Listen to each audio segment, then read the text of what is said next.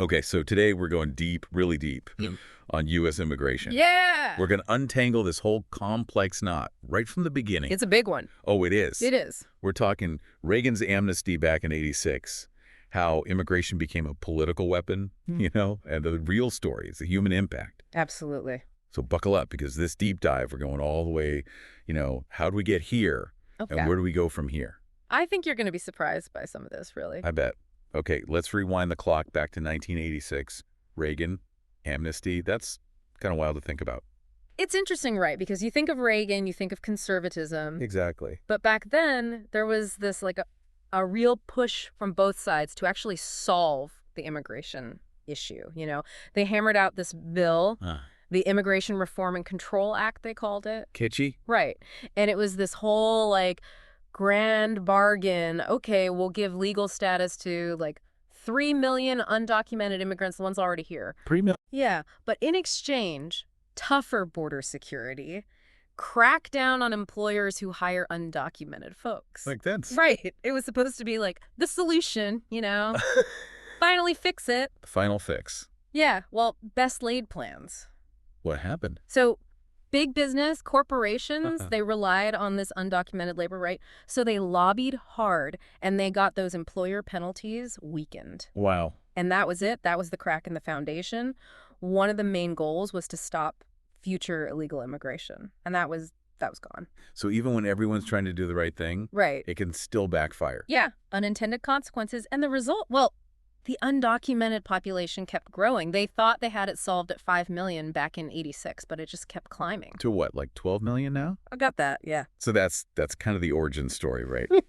For the immigration mess we have today. Oh, yeah, that's the turning point. How so? Well, that '86 bill, it left everyone disillusioned. We tried the big fix, it didn't work.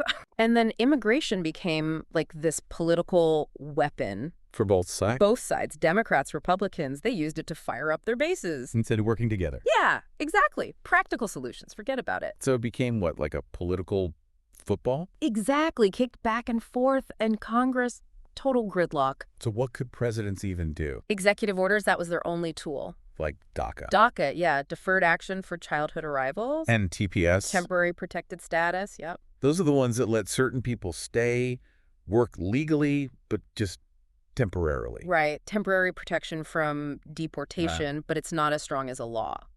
Congress has to pass a law. And we saw what happened with Trump. Oh, yeah. He tried to get rid of DACA, TPS, right. And that caused a whole other storm. Huge legal battles, courts all over, federal, state. And real people caught in the middle. Absolutely. Lives upended because of political games. And now, with the courts leaning more conservative? Yeah, it's going to be even harder to fight for those programs. So much uncertainty, so much at stake. It's tough. But what about the people coming here in the first place? I mean, what's driving them? Economics, plain and simple. The U.S. economy, it's a magnet, a powerful pull, especially for folks from, say, Latin America. They're struggling. Yeah, poverty, instability, they're looking for a better life, and the U.S. is the beacon. So no matter how high the wall, how many border patrols? They'll find a way. Because they have to. They have to. It's survival. And that's what gets lost in all the political yelling.